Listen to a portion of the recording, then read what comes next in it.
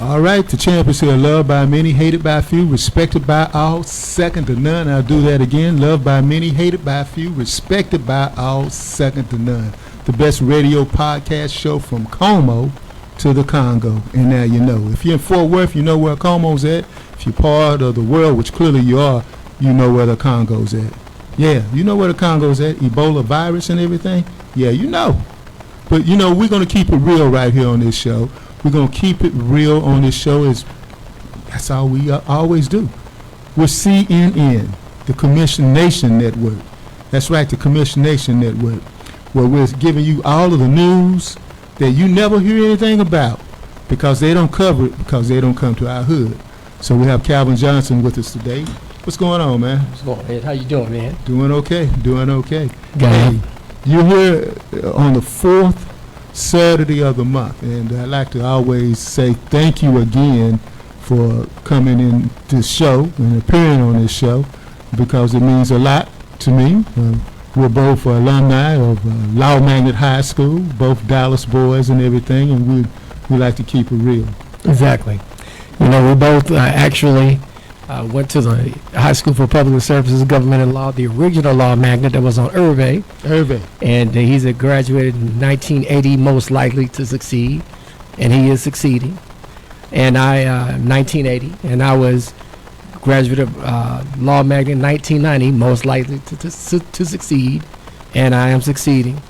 And me and Ed are here with you today to talk some politics and to talk about Dallas and what's going on in these local elections. All right, we want this to be interactive. If you see that I'm looking down at the phone as one of the ministers at New Hope Missionary Baptist Church told me, he said, why is he always looking at his phone? I'm looking at my phone because I am tagging different organizations such as the Texas Coalition of Black Democrats. We're going to talk about them because, you know, something came out. I just saw Dan Keeling had reported something. We're going to talk about that in a minute. But, you know, I'm tagging these groups so we can get this message across because, well, you know, Facebook, they ain't for us. For us, by us, they ain't for us. They don't love us, you know. That's what it is. So we have to go ahead and get our message out. Now, I guarantee you, if I was to go ahead and start fighting with Calvin, we would get 1,000,001 likes and everything else. We would smash the topic. Exactly.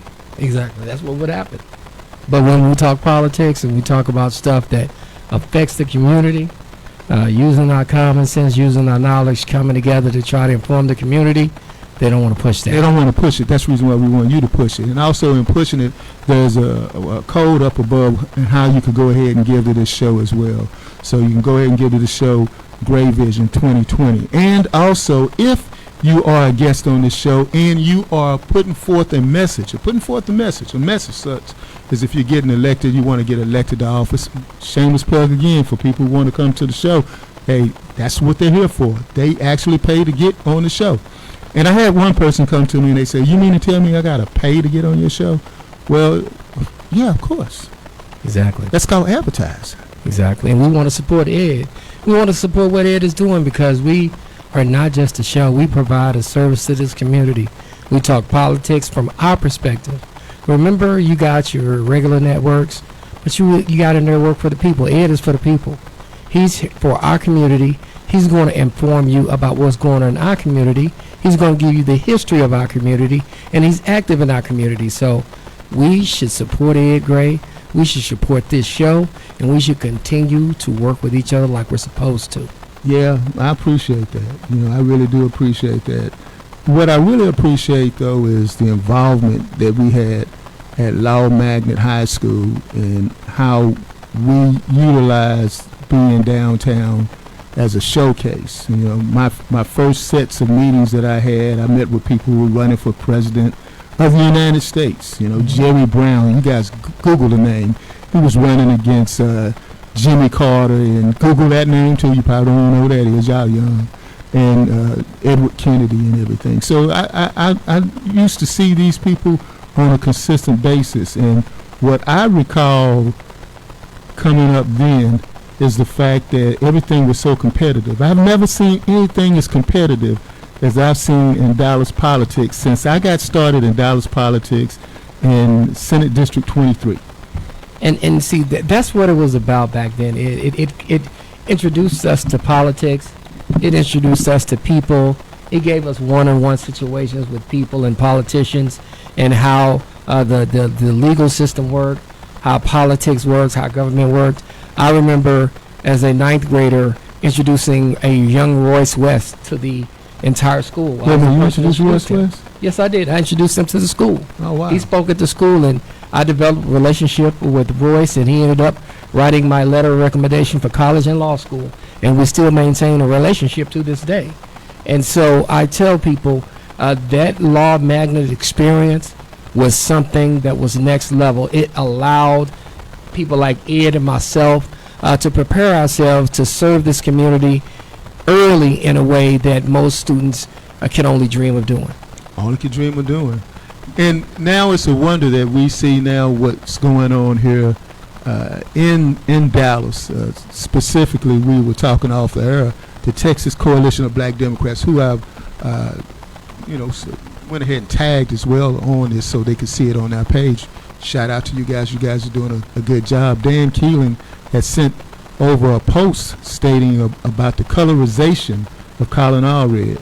Yes. Explain to the people who Colin Allred is and what's going on with that. Colin Allred and Julie Johnson are actually in a runoff against each other for District 33 now. Because of the redistricting, they ended up running against each other. And so the race has kind of gotten on the nasty side now. Because you have Tallarico supporting Julie Johnson, you have Jasmine Crockett supporting Colin Allred. I know Colin Allred. I'll tell people in a heartbeat, Colin has my support because I've dealt with him on a personal basis before. I think he's a wonderful young man. But that aside, the colorism of Colin Allred, and I always try to tell people, there are things called these little political ads and political advertising, and what they'll do to African American candidates is what they will do is they'll put mailers out and they'll do commercials, and what they'll do is they will darken the images. Mm-hmm. When I say darken the images, they'll darken your skin. They'll make sure that if there's a picture taken, that they'll darken the entire picture, or what they'll do is they'll lighten up the things around you and then darken your face. They'll make you look sad. They'll make you look gloomy, but they'll darken your skin. And so there's the colorization of Colin Allred that's happening right now, and we are not happy about it. Well, the ironic thing about that is that I've seen it before. They covered it in Newsweek magazine. You can't even get a Newsweek magazine anymore. They're out of business. But during the O.J. trial, they did that. They made O.J.'s skin complexion look totally darker than what he actually was. Mm-hmm. So if you darken the skin color, it's supposed to make you more evil. Exactly. I ain't looking at you like that kind of way, man. Exactly. I'm just trying to tell you. Yeah, I'm dark too myself. Yeah, man, but I'm extra dark, man. I'm extra crispy, as they say. But that being said, the real part about that is the fact that that's me and him talking amongst ourselves as brothers. But when you have an individual who's white, and I hate using that word white because white is not really a color. Mm-hmm. White denotes power. It does not denote color. It does not, because people can ascribe to be white. People come here from other countries, and all of a sudden they become white once they have money. That denotes power. That's what that is. But I will go into that in a different story. But when it came down to Julie Johnson, when she did that, she played the race card. And people, we got to call them out on this. I know that there's a distinction in the Democratic Party about this is this is a big tent, but see, we're playing kind of wrong with this, man. And see, that really disappointed me. And when I say that disappointed me, because everybody knows when you do something like that, everybody goes, "Oh, okay," because it's a signal, and it's a signal. It's a signal. It's a quiet signal, but it's a loud signal. And when you do that, you gotta know you can't do that. But she's going to get away with it. She's going to get away with it because you know who they are, but when they do that, they will hide behind the fact of, I didn't mean that the way that is. We're being too sensitive, or as we say in the black community, we're in our feelings. If you are a member of the Democratic Party, upon which 92% of the women vote for Democrats and 88% or 85 to 88% of black men vote Democrat, you know better. You know better. You constantly deal with African American candidates, constantly deal with African American constituents. You're constantly in African American spaces. You know better. This shouldn't happen. She's going to get away with it. She's going to get away with it because we allow her to get away with it. That's my concern right now. She might not get away with it. You don't think she might? If you lose, you don't get away with it. Well, we got to make sure she loses. So I'm not going to make any endorsements in this race. I will go ahead and give my disclaimer to it, but I've given money to Colin Allred. And Colin Allred has been on this show several times. I've also contacted him several times regarding his campaign. But I'm not going to give an endorsement in this race. And what I'll say is when I see somebody darkening the picture, then that's all I need to see. And I'm going to go back again. I'm not going to give an endorsement in this race. But I've given money to Colin Allred before the past. Exactly. That's the way they taught us. That's what they say, right? You got to say all those things. You got to say those things. I didn't endorse. Because you got to be very careful. I didn't endorse. So, I didn't do it. But I can because it's my show. Yeah, you can. But, I can't do that. But you got to, I got to do that. Somebody put the shades down. Yeah, you got to put the shades down. How is Colin Poland in this race? Is he running ahead now? I think he actually is running ahead. I think he's doing quite well. He just needs to, continue to do what he does. I think he is a very focused young man, and I think he's a very respectable young man. He just needs to continue to be himself. Don't get down in the mud. Focus on doing what you need to do for the people, because you got to remember when you run for office. I mean, it's a serious deal. People get personal, but people are depending on you to pass legislation. People are depending on you to get in there and get the job done, and you got to remember that.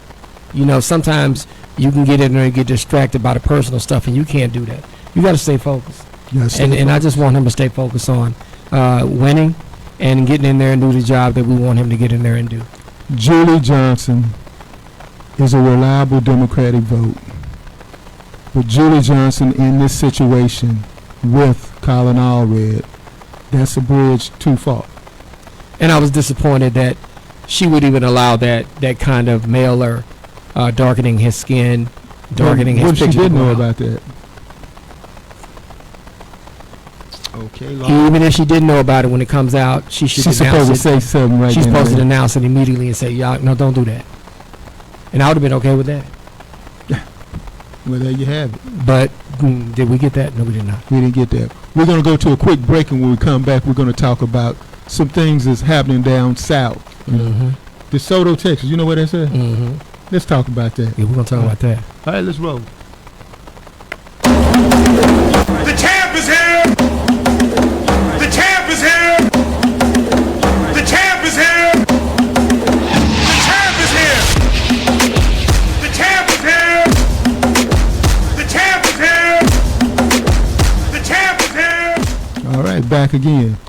Hey, the champ is here. Loved by many, hated by few, respected by all. Even in DeSoto, Texas. Yes. What's going on down in DeSoto, man? Well, actually, it's a little something different. I think that there was an issue. There was a candidate that was actually in Buckner Terrace, actually. She was campaigning, Kim Cooks, Judge Kim Cooks in the 194. In DeSoto? District. No, she was actually, I think she was. Wait a minute, we got two things going on. We got Kim Cooks. Yeah, we got Kim Cooks, and then we got, what else we got? We got Kim Cooks, and we got, let's talk about Kim Cooks then. Okay, first. we'll go with Kim Cooks, and then we'll go to DeSoto. Well, then we'll go to DeSoto, yeah, because I remember what's happening in DeSoto. Yeah, We got to talk there you about go. that too. Yeah, we got a lot. We got a lot. I mean, a lot. We got a lot going on in Dallas. Yep. So Kim Cooks, talk to me about Kim Cooks. We had a candidate out there, and she's campaigning and signs and making sure she's talking to the voters that are walking in, of course, trying to get votes. It's Kim Cooks versus Peggy Hoffman for the 194 District Court. Kim has been a judge before. Judge Hoffman has been a judge before. I respect both of them. Both of them have done great jobs in their positions in the past. But there's a guy named Daniel Wood that serves on the park board. He's very influential in Buckner Terrace. He's on the Dallas Parks board. I've dealt with him before. But he really stepped into it this week. He allegedly, and I think it's been confirmed, that he actually called Judge Kim Cooks the B word. And it rhymes with itch. And told her that he tells people in Buckner Terrace who to vote for, and he called her a B word that rhymes with itch. And he's a part of our Dallas Park Board. And I think that when you call an African American, you call anybody that word, that's disrespectful and that's reprehensible. But when you call an African American woman who has been a judge before, who is well respected, who has been on the bench before, who is just out campaigning, trying to win the race to be able to get back on the bench, when you address a woman that way, that's completely disrespectful and it's uncalled for, and we should not be allowing that kind of behavior, not from somebody on the park board, but from anybody, and we got to start calling people out on it. Once again, we allow people to treat us any kind of way and be okay with it, but it's going to come out.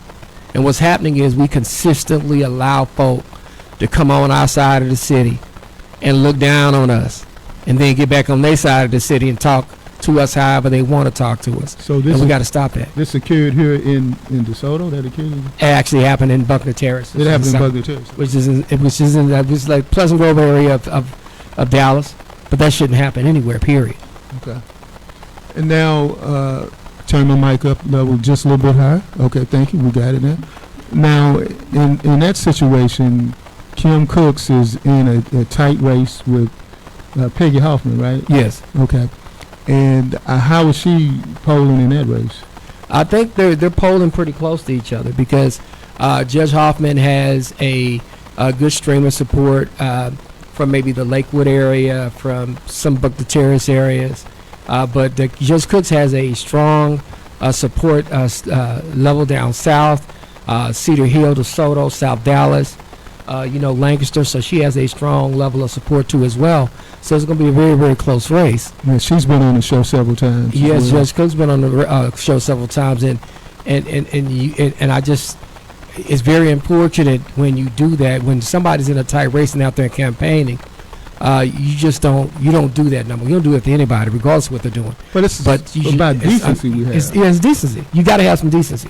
Now, I wasn't there, but let me just state this: and it doesn't make it right. He called her directly that to her face, or what? What happened? Well, what happened was I guess they were arguing about signs. They were arguing. Yeah, they both were arguing. They were going back and forth a little bit, but Judge Cooks was not spouting any obscenities, and I guess so. It wasn't with a campaign aide; it was with Judge Cooks herself. Exactly, and that's just, you just can't do that. What's your source? Who told you this? A lot of people that were there. A lot of people that were there. A lot of people. Enough people heard it. Enough people heard it. And it was a shame that happened. I understand, and this is what I do know. I understand that in the LGBTQ plus community, that Judge Cooks is not well thought of in the community. And I've heard that, and I know Mr. Wood, of course, is big in the LGBTQ community, and I think that a lot of people may not like that Judge Cooks is not big in their community, but you just, regardless of that, you just don't address nobody. Okay, now I've said that. Now I know someone will probably say, why did I bring that up? Because it's very relevant on that, because if that is the reason why somebody made that dispersion to Judge Cooks, because of that, then that's not right. Exactly. But we live in an era now in which there is no right. The only thing is right is whether or not you can talk the loudest. Well, see, that's the thing. You everybody wants respect. Now, you couldn't go talk to him like that. You can't talk to anybody in certain communities like that. Then they want to they want to dip you in something because you said it. and you got to give respect to get that respect, and we should always respect each other, and we got to remember that everybody is supposed to be respectful. We literally are supposed to be all in the Democratic Party, allegedly. Oh, well, that's always the case. I'm going to tell you a story about being in the Democratic Party. I grew up in the Democratic Party. I registered to vote in 1980, in February of 1980. And then they had the first primary election in March. Judge Fred Tinsley was my precinct chair. Judge Tinsley. I'm dropping names, pick them up. Judge Tinsley. Judge Fred Tinsley was my precinct judge, Sergeant Tinsley. So anyway, I was then sent to Bishop College. Bishop College is no longer there. And among the people that at Bishop College that I met was this guy fresh out of law school by the name of Domingo Garcia. And also it was John Wiley Price, who was there that was helping running things, along with Matty Nash. All of these names are people you have to Google and everything. But John Wiley Price wasn't a county commissioner. As a matter of fact, he hadn't run for constable. A lot of people don't realize he ran for constable before he ran for county commissioner. But he was 27 years old. I was 18 years old and everything. And we were in what they call the Fighting 23rd, the 23rd Senatorial District. That was before Royce West had it. That was before Eddie Bernice Johnson had it. Oscar Mawsey had it. He was the last European American to have that seat. Notice I said European American. If I'm African American, then they have to be European American. That's just the way it is. So now, that being said, we used to get in fights all the time out there as Democrats. Yes. And I remember South Dallas's Al Lipscomb and myself and another gentleman, I can't recall who it is. We were all talking in front of the chapel, and in walked somebody from Pleasant Grove by the name of Max Goldblatt, City Councilman Max Goldblatt. And he came up and he said, "How you boys doing?" Well, that was sort of like that colorization. Oh man, he didn't say the B word, boys. Yeah, that was like colorization there. Who you calling a boy?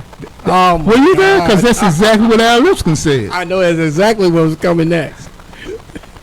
Well, needless to say, that conversation got quite heated. Man, he might not even meant it that way, but he meant it that way. I don't think he meant it that way. But I'd be damn whether or not he meant it or not. Yeah, man. He said stepped in it. He stepped in it. So the 23rd has always been like that. Now we have that coming out at DC 3. Oh man, it's you know what? It's interesting, and you know what? It almost feels like we're going backwards. We just ain't changed. We're the same. It feels like we're going backwards because of some of the stuff that's happening out here, and I feel like we're fighting the battle of the 60s all over again. Yeah, man, that I do believe. I do. Well, I think we got to fight those battles again now. I think we have to. That's what I told a young brother once. I said young brother, I mean I'm 64. This dude like 44, so he's a young brother to me. He said, "Well, what do you think we need to do?" I said, "I think we need to go. We need to go to the streets." He said, "Well, that'll never work." I said, "Well, how you know it'll never work?" Each time we tried it affects some type of change. You know, so, you know, it's like whether or not you're able to do it. I don't think these people were able to do it. We went to the streets before and it worked. The problem is I always try to tell people, especially with our younger folk, they really try to talk about eras of people before them and what they did not do. And I wouldn't have did this and I wouldn't have did that. And I look at them like, look, y'all say all this stuff not realizing what they were able to accomplish, what they had to go through. The organization that they had, the education that they had to you had to learn how to protest. Protesting wasn't just get together one time, protest, going home. And that's exactly what we do. You had to learn how to protest. Going on this line right now and sharing. I mean, you got to do something beyond that. Exactly. I mean, there was a concerted effort with long-term planning, with goals, markers, of what y'all needed to do and how y'all needed to get there. That's right. And they don't understand it. And they run their mouths about what they would do and what they wouldn't do, and all they do is go in circles. Which brings to mind our book of the week, which is Standing by Ernest McMillan. Go ahead and pick that book up. Recently, as you know, we memorialized Brother Ernest McMillan, but picked this book up. It's on Texas and in particular Dallas civil rights. Well, we're doing a lot of stuff in DeSoto, DC3. We're arguing like it's the Senate District 23rd and everything. And I was telling a colleague of mine, I was like saying, well, all those people who were formerly and lived in Glen Oaks, an area over near Carter High School that I grew up with and everything, everything we did, we just moved to DeSoto and everything. Yeah, I did. Yeah. And see, that's what people don't realize. The Carter arguments just moved to DeSoto. Some of the Carter and Kimball stuff just moved out, a little moved to South. Just moved to, yeah. That's all it is same people. Same people. Just a different generation. Yeah, different generation, but same generation sometimes. Yeah, same generation a lot. Same generation sometimes. You know, we're just doing what we're doing. Move south a little bit more. So I've been watching Facebook and I've been looking and reading at it and everything, and people going back and forth and everything, and I'm just saying, hey, I wish I could go back in time and go pull up that clip from Do the Right Thing, where it said, take a chill pill, you know. Exactly right. Chill out. Chill out. Chill out. We got a lot of things we got to argue about, but we're arguing amongst ourselves when we really don't need to argue amongst ourselves. There's bigger enemies than us, and we're not the enemy from within. People don't understand that the more time you spend arguing with each other, the less time you got to solve the problems. And then the more times that the other side just looks at you and say, you know what, we're not going to fight them yet. Let them fight each other and tire themselves out, and then we'll fight them when they're tired. There's a saying that if your enemy has formed if they form a circular firing squad, you don't get in the way. Exactly. You supply them more ammunition. Exactly. So that's all you do, which is a reminder. We're doing a lot of talk right now. A reminder of the circular firing squad that the Republicans have with Paxton and John Cornyn. You know what? I'm looking at that situation. There you go, talking to Mike. I'm looking at that situation and I'm saying to myself, just get out the way and let that one happen. I love it. I saw Trump said that he was going to nominate, rather endorse Paxton. I'm saying that's good. Someone said, why would you want that? It doesn't really matter. You got Paxton and you got Cornyn, you got regular and you got Bud Light. I mean, so what difference does it make? A beer is a beer, right? At this particular point, if you don't like beer, it's like I don't like either one of them. But you know, hey, that's what you want. That's what you want. With him endorsing Paxton, people don't understand. People look at Paxton. You can look at Paxton and he look like he dirty. How you look like you dirty? Sometimes just look like you dirty. He look like, he just look like he up to something. You know, if you ever looked at somebody and be like, he up to something. You ever looked at somebody and start filling your back pockets for your wallet? When I look at Kim Paxton, that's what I start doing. I look at Kim Paxton and I start making sure I got my wallet in my back pocket. Are you looking at his eyes again? Oh, yeah. I'm looking at all of that.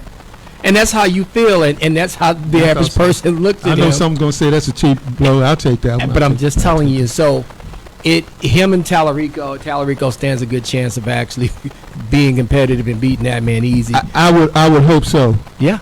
But you know what will really be the turning point on that, whether or not black women will vote for Tallarico. And you know what? And see, now we're just hitting them all. We're just keeping it real. I had a conversation with my friend Dorothy Burton, and we always talk about this. Oh, you going to drop her name in this one? Yeah, I am going to drop her name on this one because we talk all the time. And I said, Dorothy, this she come up with some good posts. She do. And I said, this is a cluster because I said, they're going to make all these African American women mad. They're going to make all our black women mad. And they're going to probably stay home. Stay home. And the one chance we had to win, we blew it. Bingo. And they're continuing to do it. And Tallarico, my advice, let me look directly in the camera to see if Tallarico, if you're listening right now, just listen up and listen good. That's a Texas deal. Listen up and listen good. That's what we say down in Texas. Mm-hmm. Yeah. Hey, you need to go. You turned the mic up too, didn't you? All right, good. So what you need to do is you need to go to the sisters and be nice. Mm-hmm. Be really nice. I can tell you as a black man, I got sisters still mad at me about something I did in the 1970s. Mm-hmm. You just did this last week. So you need to go ahead and be really nice. and hope you get at least 50% of them to come back to vote for you. Because you're going to need them. You're going to need them. You're going to need every last one. You're going to lose Dallas County. Bingo. It's going to be very tight in Dallas County. I know. It's Dallas County still Democratic. I got that. But it ain't going to be a big deal on that because some people, it's going to be an undervote. Exactly. Some people just not going to vote because you did not support the person they wanted you to support.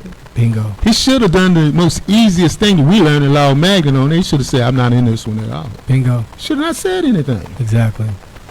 Nobody would have faulted him on that. Exactly.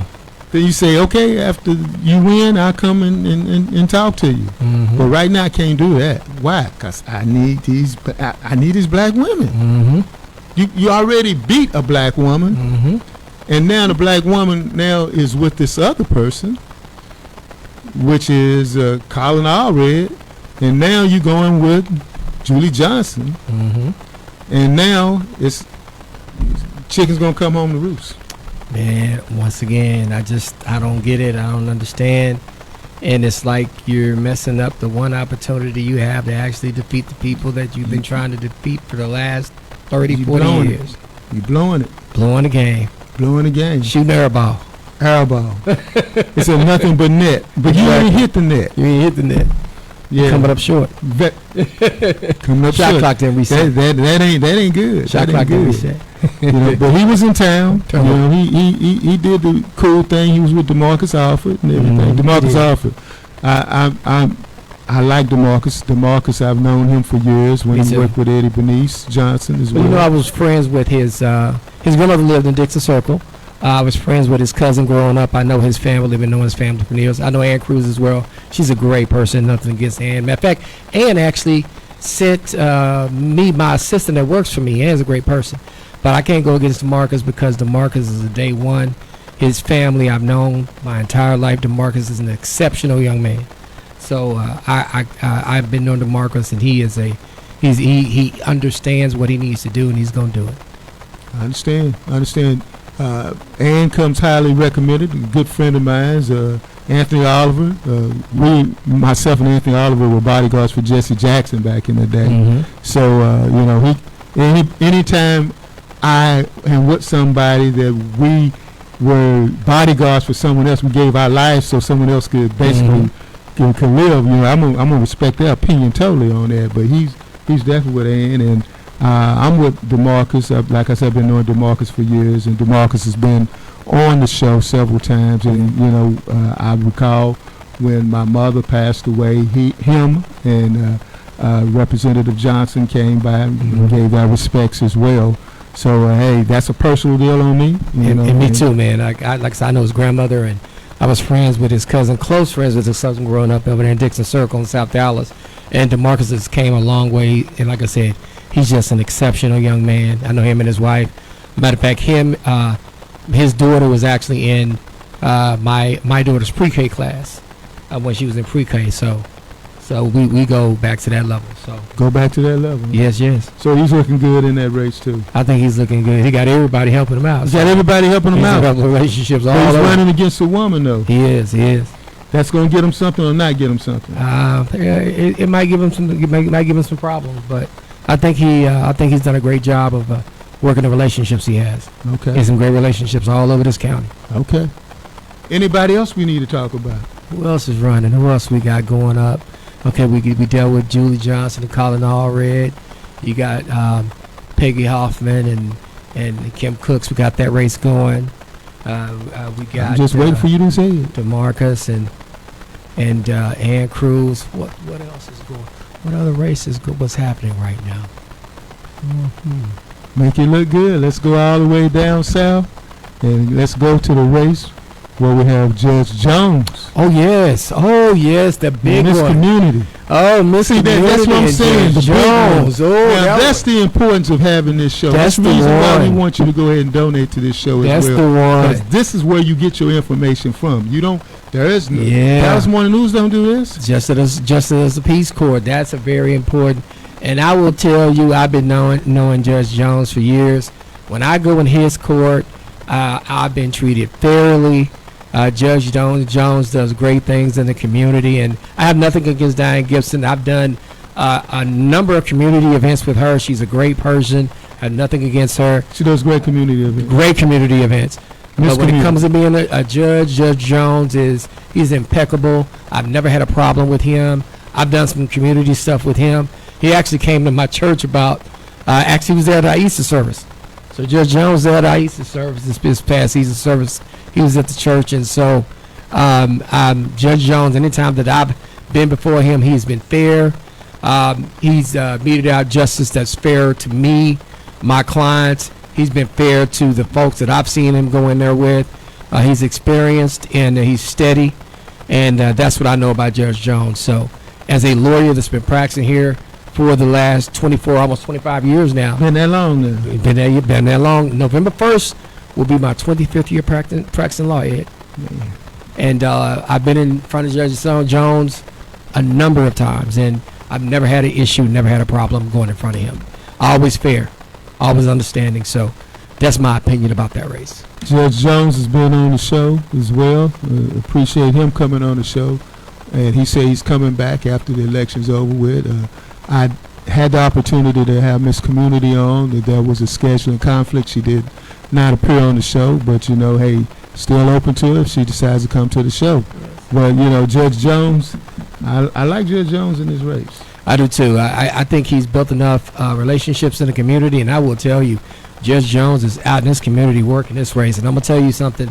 I've seen a number of these races where people had opponents and they didn't get out in the community and actually campaign. I've seen Judge Jones everywhere.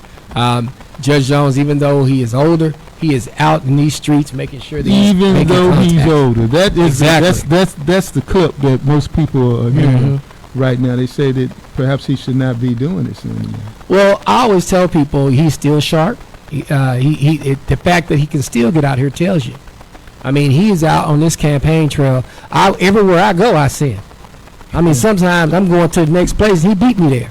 So I don't understand that. Not the fact I don't understand it, but what I don't understand the fact is this: that if someone says Judge Jones, he's older, he needs to sit down someplace. These were the same people 2 years ago who were saying they was voting for Joe Biden over Donald Trump.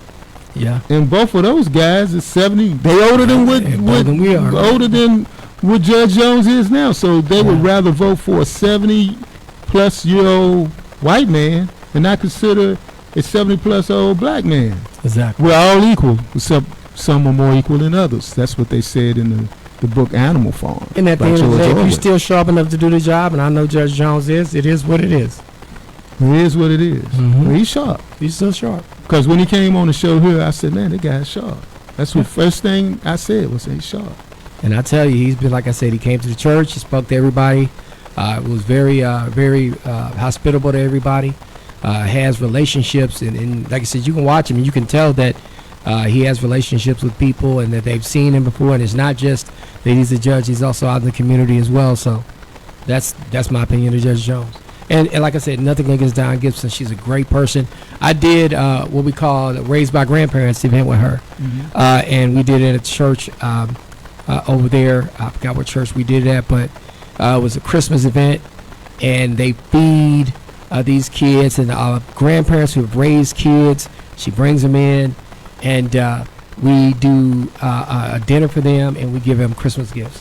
And all fairness, because this is what this show is about, because we're getting the word out. When she was on K104, she was at Miss Community. She was telling you what was going on in the community. Exactly. Where other people did not know what was going on. Bingo. And that's just keeping it real. Now, like I said before, as far as being a judge, though, with Judge Jones, as a lawyer in this community who's been in front of him a whole bunch of times, he's fair, he's still sharp, he treats people with respect. When people can't afford to do something, he gives them the opportunity to do community service. He's understanding, and he is still sharp enough to be able to do the job. That's what my opinion of Judge Jones is. So take that for what it's worth. Take it for what it's worth. I think we went through all of the elections. Lakeisha Smith is running as well. Yes. And she is. Yeah, that's another one we got to talk about. I met Lakeisha when she was a prosecutor in Dallas, and I know Cindy Alexander as well, Maureen. But I know Lakeisha Smith a lot better. She has really, really worked hard to get to where she's at in life. She has a very interesting story. She's a very honest person. She was a good prosecutor. She was one of those prosecutors who you could go to, and she actually was reasonable.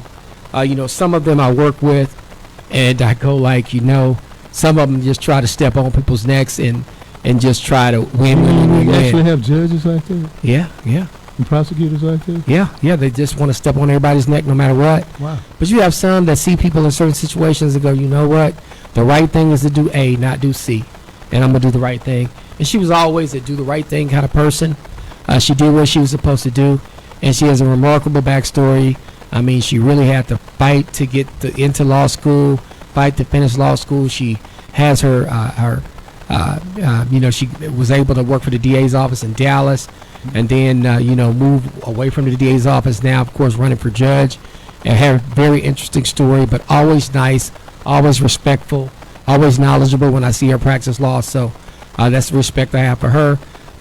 Cindy Alexander, Maureen Alexander, have never had a problem with her. Seen her practice law. She's a great lawyer.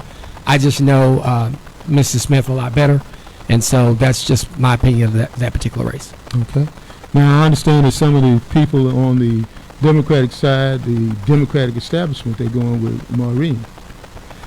Maureen probably has a lot more contacts inside of the party because she goes to a lot more of the events. She's been around a lot longer. She's been practicing law a lot longer. And she goes to all of the events. She's probably been going to the local Democratic events for the last 20 some odd years, where you probably had Ms. Smith is probably going for the local Democratic events for the last 8 years. And she spent some time over in Tarrant County. Exactly. So she spent some time in Tarrant County as well. Maureen probably just has better inroads, especially when it comes to the Lakewood, Baby Buckner Terrace areas, especially the east and north areas. So she spends a lot of time there. And so, and then when you do a lot of the Democratic events, she always shows up to that. And she does a lot of stuff in Dallas, and she's been at the Dallas courthouse a whole lot. So she probably has better inroads there. So it's going to be pretty interesting to see what happens with that one. So we'll all know Tuesday. We will. You voted yet? I always go early. I do not procrastinate like on some other people did, and that's why they didn't know what poll they were supposed to be at. You go early, you ain't got to worry about that. Yeah, that's true. That's true. And there you have it. So you've heard us go ahead and give a quick review of what's on the ballot that you will be voting for if you haven't already done it Tuesday. In our honest opinion, unvarnished, complete truth, and nothing but the truth. So you're listening to the Commish Radio Show featuring Ed Gray and Attorney Calvin D. Johnson. All right, we'll see you guys back next month. Take care. The champ is here.